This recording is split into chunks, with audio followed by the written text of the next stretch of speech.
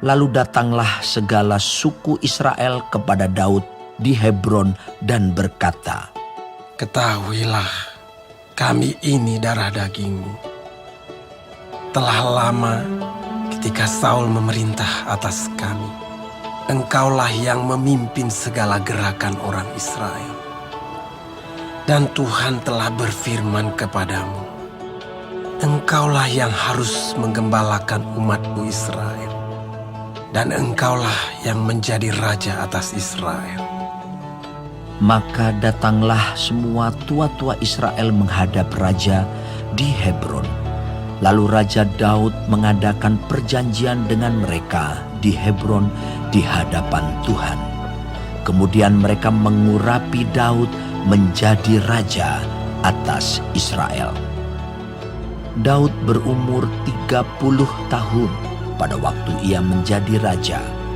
40 tahun lamanya ia memerintah. Di Hebron ia memerintah atas Yehuda 7 tahun 6 bulan. Dan di Yerusalem ia memerintah 33 tahun atas seluruh Israel dan Yehuda. Lalu raja dengan orang-orangnya pergi ke Yerusalem, menyerang orang Yebus, penduduk negeri itu. Mereka itu berkata kepada Daud, Engkau tidak sanggup masuk kemari. Orang-orang buta dan orang-orang timpang akan mengenyahkan engkau. Maksud mereka, Daud tidak sanggup masuk kemari. Tetapi Daud merebut kubu pertahanan Sion, yaitu kota Daud. Daud telah berkata pada waktu itu, Siapa yang hendak memukul kalah orang Yebus, haruslah ia masuk melalui saluran air itu. Hati Daud benci kepada orang-orang timpang dan orang-orang buta. Sebab itu orang berkata, Orang-orang buta dan orang-orang timpang tidak boleh masuk bait. Dan Daud menetap di kubu pertahanan itu dan menamainya kota Daud. Ia memperkuatnya sekelilingnya, mulai dari Milo ke bagian dalam. Lalu makin lama makin besarlah kuasa Daud, sebab Tuhan Allah semesta alam menyertainya.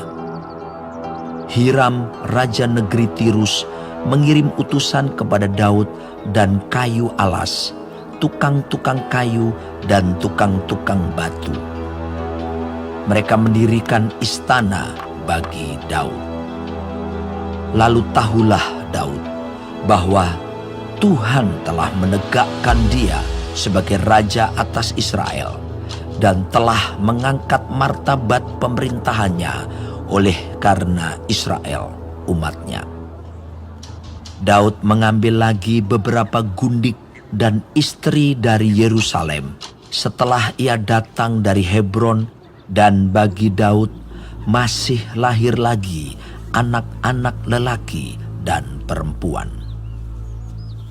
Inilah nama anak-anak yang lahir bagi dia di Yerusalem: Syamua, Sobab, Natan, Salomo, Yibhar, Elisua, Nefek, Yafia, Elisama, Eliada, dan Elifelet. Ketika didengar orang Filistin bahwa Daud telah diurapi menjadi raja atas Israel, maka majulah semua orang Filistin untuk menangkap Daud. Tetapi Daud mendengar hal itu, lalu ia pergi ke kubu pertahanan. Ketika orang Filistin itu datang dan memencar di lembah Refaim, bertanyalah Daud kepada Tuhan, Apakah aku harus maju melawan orang Filistin itu? Akan kau serahkankah mereka ke dalam tanganku?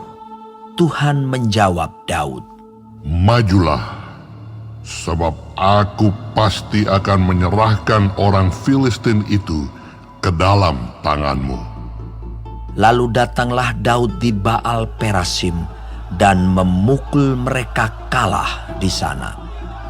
Berkatalah ia, Tuhan telah menerobos musuhku di depanku, seperti air menerobos. Sebab itu orang menamakan tempat itu Baal Perasim. Orang Filistin itu meninggalkan berhalanya di sana. Lalu Daud dan orang-orangnya mengangkatnya.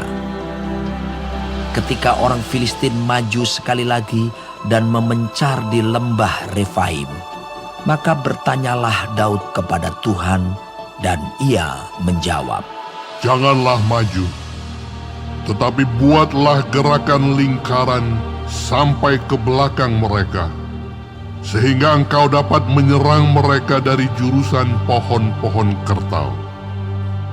Dan bila engkau mendengar bunyi derap langkah di puncak pohon-pohon kertau itu, maka haruslah engkau bertindak cepat, sebab pada waktu itu Tuhan telah keluar berperang di depanmu untuk memukul kalah tentara orang Filistin. Dan Daud berbuat demikian seperti yang diperintahkan Tuhan kepadanya. Maka ia memukul kalah orang Filistin, mulai dari Geba sampai dekat Geser.